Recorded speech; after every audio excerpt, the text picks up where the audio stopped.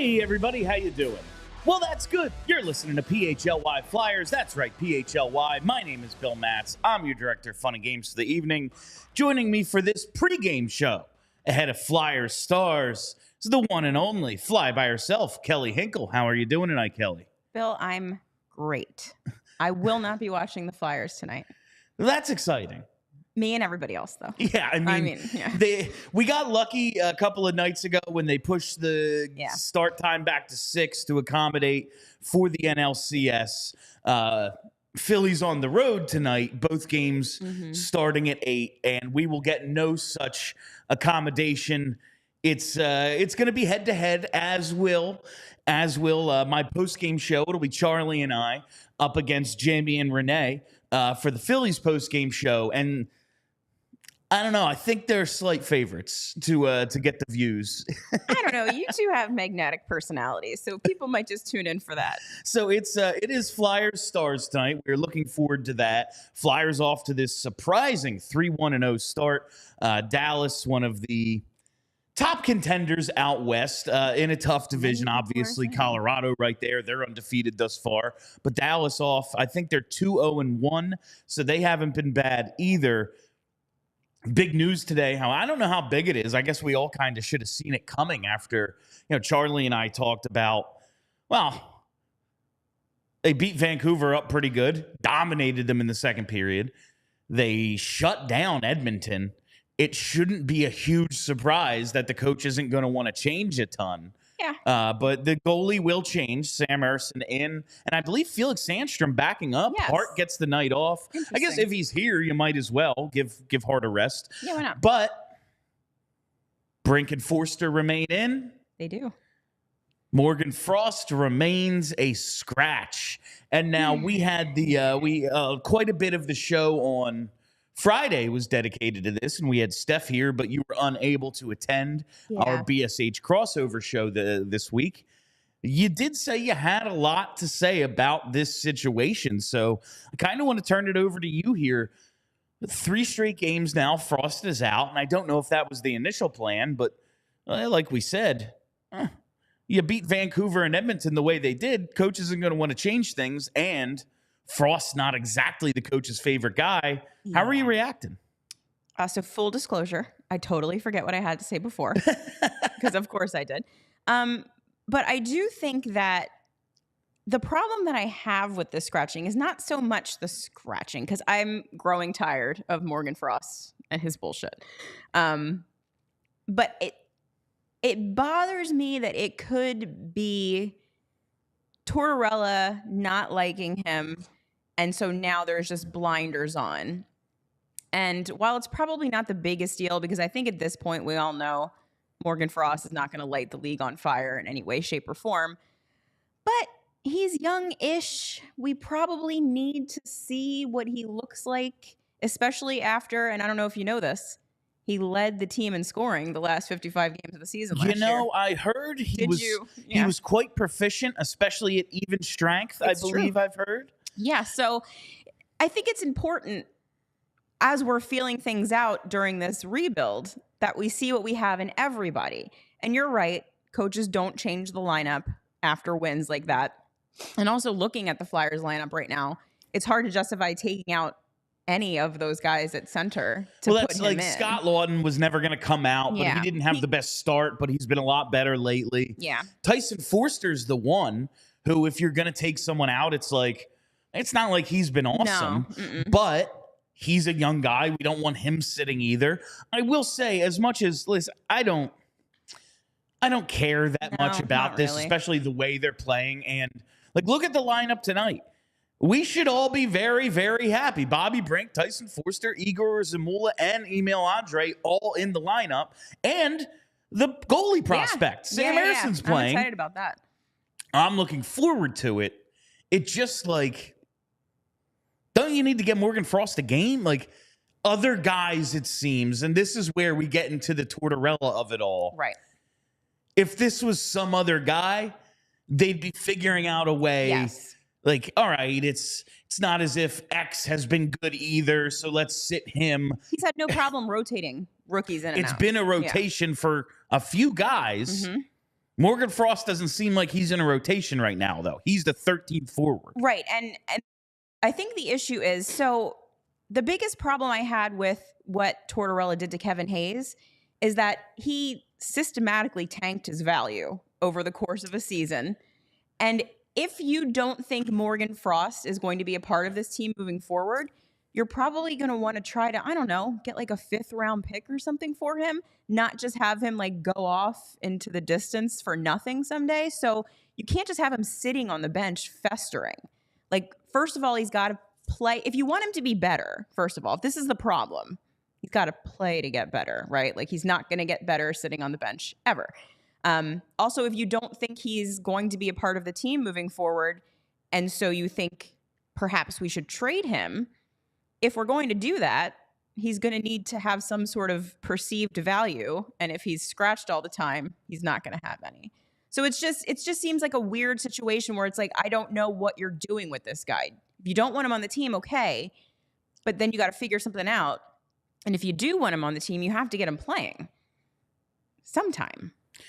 I think that's my, like, it would be nice if they could somehow get Morgan Frost to a point where he's a lineup staple, at least until Cutter Gauthier gets here, maybe. Mm-hmm. And even then, who knows if Cutter is going to be an NHL center, but he looks pretty good. He looks pretty good at the position right now, so one would think it could carry over. But Morgan Frost is signed $2.1 million this year, $2.1 next year. Yeah. Still under team control after that. He's here for the foreseeable future unless you're going to trade him. Right. Because you don't want to waive it. You don't want to lose him for nothing. That's nonsense.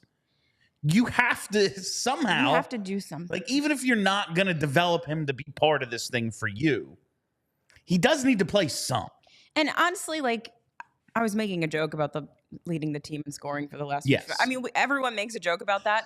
But the fact of the matter is, it did happen. It happened, and it's because he was actually finally given a consistent place in the lineup and a consistent chance to find his game.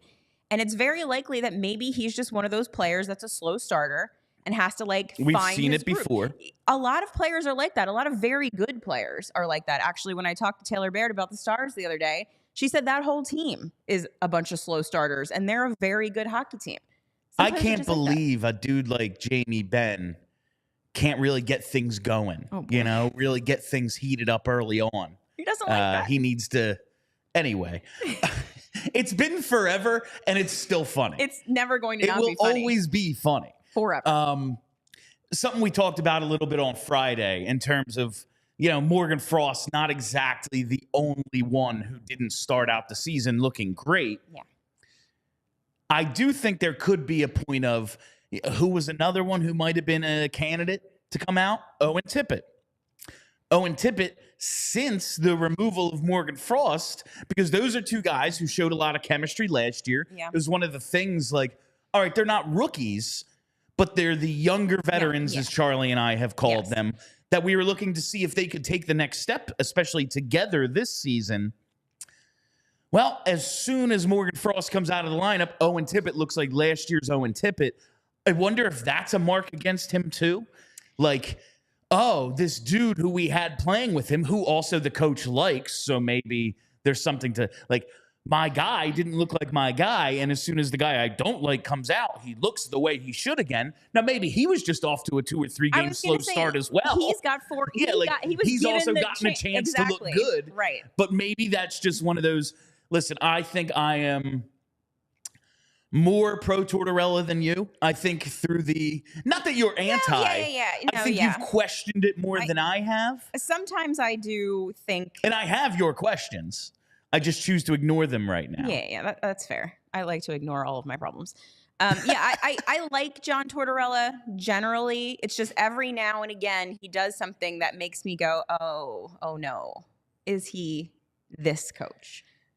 The thing that gives me the most hope is that they all are. That's true. Even the most forward-thinking coaches and GMs, very fair. They all do this shit. They really do. They all have their little pets. But it is okay. We know Morgan Frost.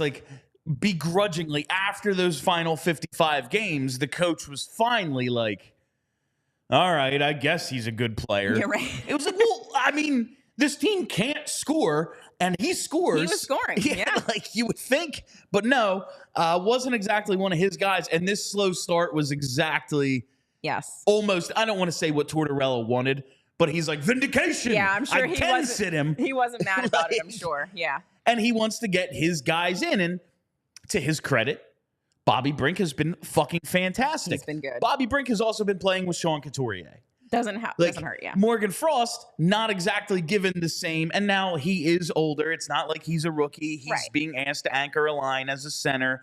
And at nearly 25 years of age, you would hope he could do that. Maybe it's just never going to happen here, though. If that's the case, I know we bring up these names so often that it's just like, ugh. But goddamn, I really don't want this to be a Patrick Sharp situation. I mean, how about a Ghost situation who's once again lighting it up now with his next new team? Yeah. He's been good for Detroit. Yeah, he has. He was good for Carolina, too. Yeah. You don't want... That doesn't bother me as much as it used to, especially when you have now that Patrick Sharp's back and he's a current Flyer. Right. But I mean, like, if it's a guy that's really never going to do it here, like if John Tortorella actually hates this guy and he's never going to play him and he's never going to let him succeed here, then it doesn't matter how good he's going to be someplace else because he's never going to be good here. And that's as much as you look beyond, like coaches, coaches are all hired to be fired. Yeah. But not this one. But we have talked in the past, I believe, like, listen, John Tortorella, not a young man. Everybody top to bottom in the Flyers organization seems to really respect him. And when he talks about his goals of restoring the respect of the Flyers organization, to me, that sounds as if he plans on being here longer than the typical 4 to 5 years that most coaches get. Yes. Yes. He's going to be a decision maker, even if he isn't behind the bench. Yep. I mean, shit, he wasn't behind the bench every game last year. No. If he is, and he seems to have quite a bit of authority even now, if he's going to be moving up in the organization into that, maybe that Paul Holmgren role or something like that. I can see that. Morgan Frost is never going to get the chance. Never. But because of that is why I almost want to play him more because of that. I want to get him out there so he can have his flashes that he does show from time to time, and then we can trade him for something. Right, because if you get another 55 games like we got at the end of last season now, then you probably will be able to get something for him. I mean, 2.1 is not a ton of money. He's only got the 1 year left after this year, right? This year, next year, and he's a restricted free agent. Yeah, so I feel like that would be pretty attractive to a team if he is performing well, which, again... Put him in position to. You got to play him to do it. Otherwise, you just have a guy sitting in the press box doing nothing for you, and that seems very stupid. And we just saw, and I guess it's hard to compare because Kevin Hayes makes over $7 million. Yeah. And he has a ton of time left, and he's not young. Yeah. I get it. But it's just like, you got nothing for Kevin Hayes. And think what you will about Kevin Hayes. He's a good player. He had 54 points. That is a good number. Yeah. That is not bad. With the coach actively trying to destroy him. Yes. Coming out and saying, you suck. Right. You can't even play your natural position. We're going to move Noah Cates to your position because you can't do it. He still had an okay scoring year. Yeah. I think he was 1 point behind his career high. Yeah. He's good. He's all right. They got like a 7th for him. Listen, end of the day, the development of Morgan Frost, who we think at best can be an okay 2C, is not going to make or break this rebuild. And maybe we've been spending too much time on Morgan Frost. We have been spending a lot of time on it's Morgan also Frost. Like, this is what the season's about. Yeah. Figuring out who's going to be here and who's not. It now appears, to me at least. And listen, he could draw back into the lineup on Tuesday. He can score 3 points and be there for the rest of the season. That's a possibility. Or he can continue to sit. I mean, it honestly might just be they're going to wait for a loss to change the lineup. Because coaches be like that. So, I mean, tonight, going to be surprised. Backup goalie in. against the Dallas Stars, who are real, real good. So here's the thing. I know that the Oilers are picked by people to win the Stanley Cup and all of that nonsense. But in reality, I don't think the Oilers outside of McDavid and Draisaitl are as good as people want them to be. Like, and the organization generally is kind of a mess, and their goaltending is trash. Their depth and like second tier is good, not great. It's not on par with what Colorado or Tampa or these other high-end organizations have behind their top guys. But their top guys are so good. Yes. Whereas with Dallas, they don't have, obviously, someone at a Connor McDavid level, but they have they got a lot of really good guys. The defense is good. The goaltending is good. This is going to be the first time we're going to see the Flyers, I think, play a top tier team, because the Oilers were just not. They got off to a shit start. I mean, they got beat 8-1 by Vancouver, and Vancouver came in here and they didn't look like anything special. I don't look at that game as like, wow, look how the Flyers beat the Edmonton. That was more the Oilers losing to the Flyers than anything. I look at like different element. Like I look at what Sean Couturier did and go, great. all right, Couturier looks like Couturier again. And because of that, the Flyers have a chance against top end teams that they didn't have a chance last year. Yes. Just because if he has a vintage Couturier game and shuts down your best player, the Flyers have a chance to win. Absolutely. But, I mean. Yeah. Is it out of the realm that they win this game? No, it's hockey. That's why it's the best sport. Any team can win at any time. But this, I think, is going to be a real hard test for the Flyers, because they're not going to have to just match Sean Couturier up with one best player and hope for the best. The good thing is that the Flyers are now firmly the team where your coach looks at the schedule and says, oh yeah, there's a good place to start the backup goaltender. So at least we don't have to face Ottinger. That's a plus. Well, that's when you just look at the numbers like, Carter Hart, 929, off to a hell of a start. Jake Ottinger, I just had it, 943 and a 158. Insane. He's a for them. Star goalie. Yeah, he's ridiculously good. And Wedgwood, not as good. No. So that makes it a little bit easier for the Flyers. I do find it interesting that they decided this game against a very tough opponent is when they're going to put Ersson in. And I actually kind of like it. It makes me think that they definitely have a lot of confidence in him. And also, they want to throw him in. Like, they don't want to give him an easy start. They want to throw him into something difficult and see what he can do with it. And that, I think, is pretty cool, because I'm super high on him. And, I mean, he had to get in one of these two games. Yeah. Like, you start out with Hart, and he looks good. But at a certain point, it's like, well, dude has to play. Got to play, yeah. And you wait till Tuesday. That's even longer. And they're taking on Vegas. Not exactly easy either. It's not like that's true. It's pick your poison with the next two games. But I am happy to see Sam Ersson drawing in today. Looking forward to seeing what he can do. We know the organization's high on him. We know the different potential outcomes with Carter Hart, whether he's going to be part of this thing or not. One of the reasons that they're at least willing to listen on Hart in this past offseason is they really like Sam Ersson. Yeah. They really like the guys they drafted. They really like Kolosov as well. But Ersson is here now, and the coach liked him a lot last year. Mm-hmm. He refused to play Felix, basically. I mean, to be fair, he was never very good. He wasn't. No. He's a big letdown. I'm dying today, Kelly. Don't die. The allergies are, I feel like I'm going to just keel over. Like, I'm not going to stay here and watch the Flyers game. I'm going to go home and then come back for post game so I can watch the game under a blanket and drink tea. I really respect that. It's truly my goal today. But I do want to talk a little bit more about these Stars. Let's do it. Because they are just such a freaking interesting team. Like, we all know about their 2017 draft and how they knocked it out of the park while the Flyers didn't. We drafted Owen Tippett. Yeah, well, we did draft Owen Tippett at 2. They were able to get Miro Heiskanen right after that, though. So yeah. There was that. It's like unbelievable going into that. I do remember hearing people say, Elias Pettersson, we should look at this guy over Nolan Patrick or Nico, depending on who goes one or whatever.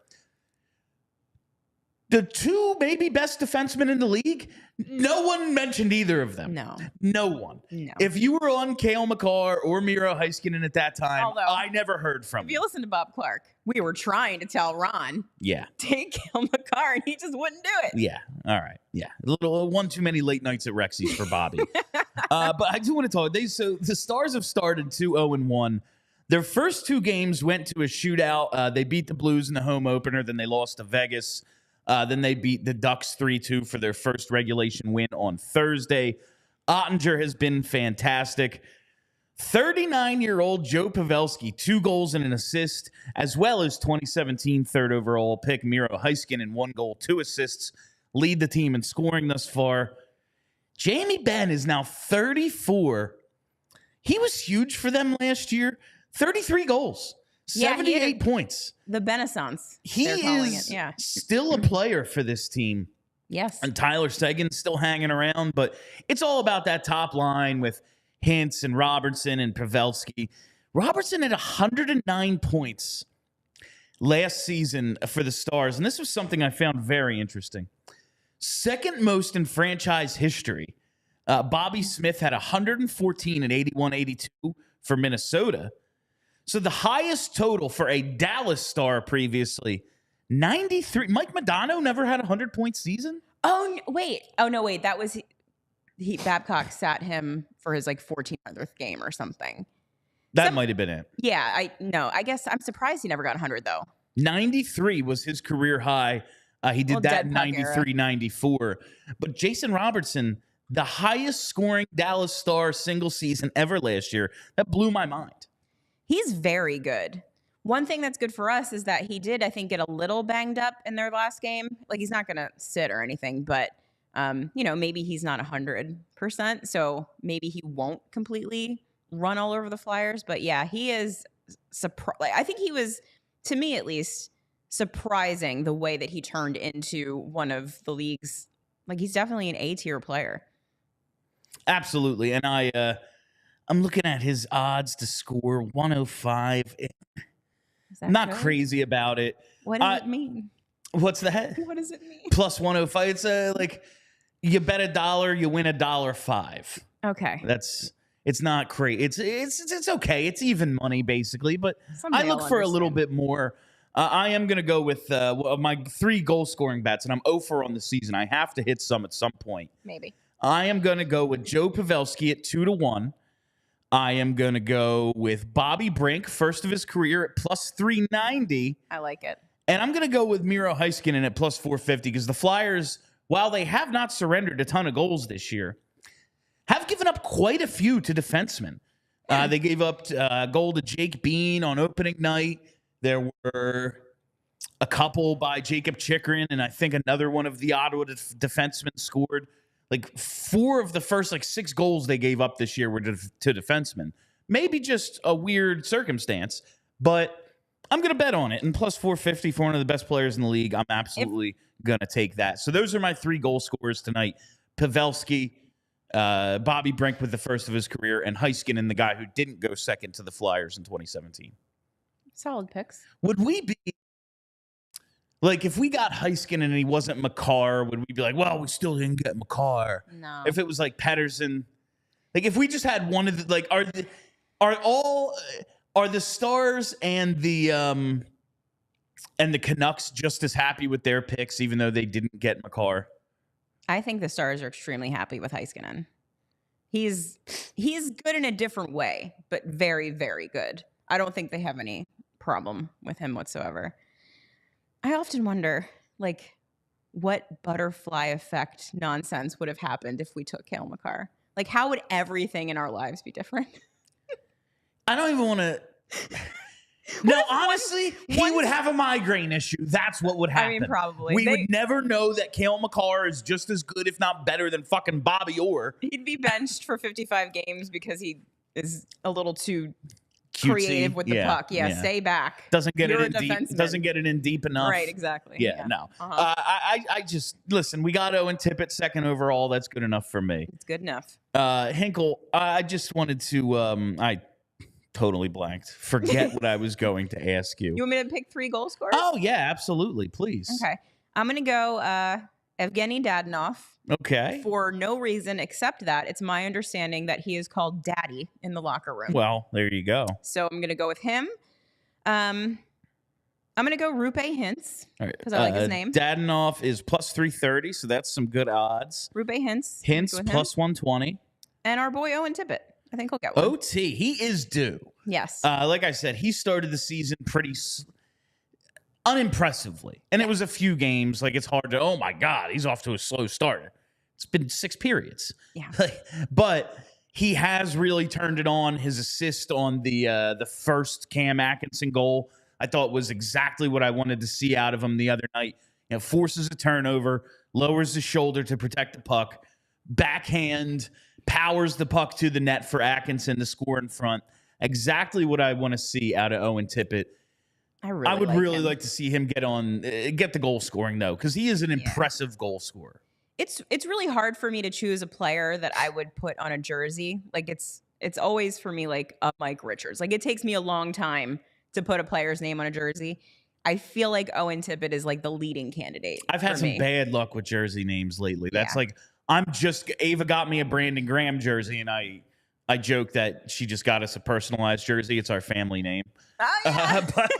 But like, I'm just going to go with either jerseys that will be good forever now, or like funny stuff like the Ogie Oglethorpe jersey I just bought. Oh, like I've just been like, I got an Oscar Lindblom jersey. They buy them out.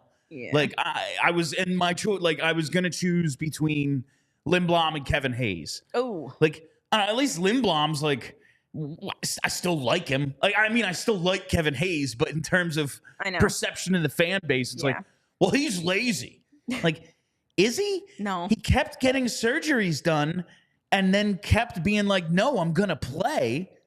And then his brother died and the coach hated him and he kept being like, I'm going to play. Like, I don't understand why the fan base, but it's done and over with. Yeah. I do want to talk about the defense in the last couple remaining minutes because I guess a little surprisingly, Rasmus Ristolainen not yet activated. Charlie's been saying he had been hearing that it was going to be this week, and it wasn't Tuesday and it wasn't Thursday, so that leaves you to believe Saturday's the last game this week.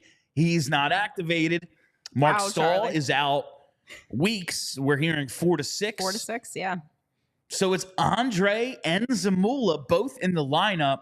Here is a terrific opportunity for both to kind of turn themselves into Brink and Foerster. Yeah. And earn this time and maybe make Nick Seeler the odd man out when Ristolainen comes back rather than having to go back and forth between these two. Yeah, that's really what I want to see from these rookies is I want to see them make it impossible for John Tortorella to take them out. And so far, maybe Brink has done that, but he's the only one that you can even make a case for. Zamula just hasn't had good. Zamula just hasn't had the opportunity. He's played 2 games, looked really good in them, and then he's immediately been sat. Right. Charlie said he asked, I guess after the last game, has Zamula played himself well enough to be out of the rotation? And John just wouldn't give it to him. He's like, no, I don't think so yet. Like, he's going to make the rookies really earn it. Well, here's the thing.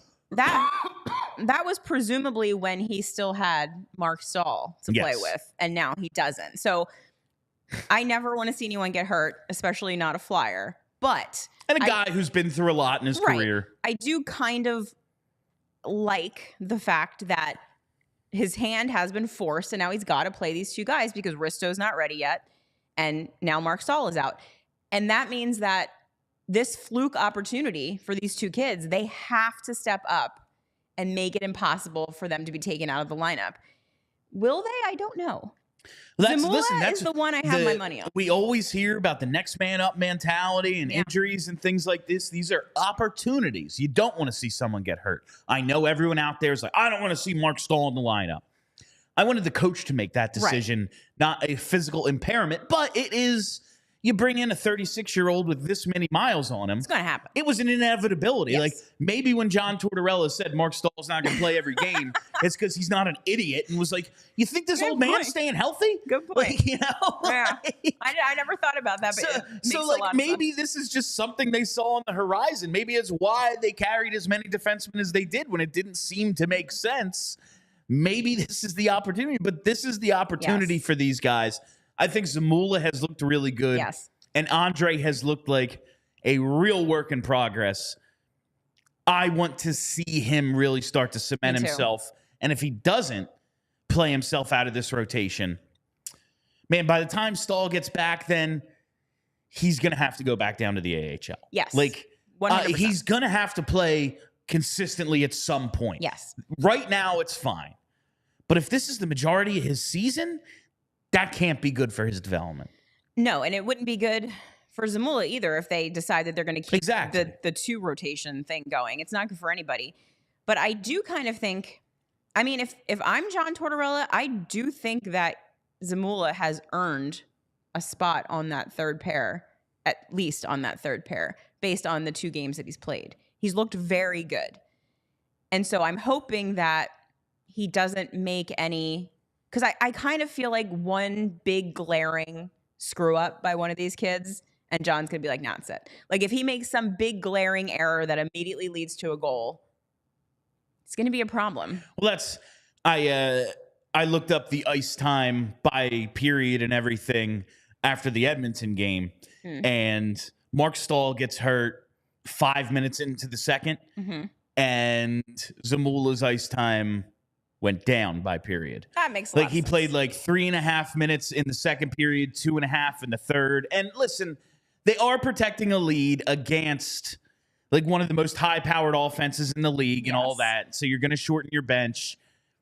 But the coach loves Emil Andre and still is like, ooh, I can't put him out there. Well, if that's the case, if you're not willing, if you love that he's willing to make mistakes and he's not afraid to, but you're not willing to live with them when the games actually count, That's the then thing. he has to play in the AHL. That's all there is to it. That's what's frustrating, because Tortorella said a lot of things that I think a lot of us liked heading into the season and training camp and stuff about what kind of usage we were going to see with the rookies. And I agree with you. If we are going to make a commitment to making these guys into NHL players, we have to let them screw up. They have to make mistakes in the NHL. They can't do it in the AHL. It's not the same. They have to learn from the mistakes. So you have to be willing to sometimes throw out Igor Zamula against Connor McDavid and see what the fuck happens. If it goes poorly, okay, now you know. But you're never going to know unless you try it. And he's never going to have the opportunity to grow into the kind of player that can take on a Connor McDavid if you never let him do it. Like, we have to decide. I mean, I know the answer to this already. John Tortorella just wants to win every hockey game. I get it. He's the coach. That's fine. But also, he's not just the coach. He's part of this triumvirate. He's said a bunch of things about growing the kids and getting them games and all that kind of stuff. Like, you got to commit to the bit then, dude. Like, you got to let them play. That said, there's 78 left. There are a lot of he games very left. well could. There are so many games left, Phil. So many. I keep saying the number, and it keeps not making my commitment to this any less daunting. There's so many. They come so fast. But thank you for joining me for this pregame, Kelly. Thank you all for listening. Thank you for hanging out. Make sure you tune in immediately after tonight's Flyers Stars game. For postgame, Charlie will be here with me, and we'll break it all down. So that's it. For Kelly Hinkle, my name is Bill Matz. Go Flyers.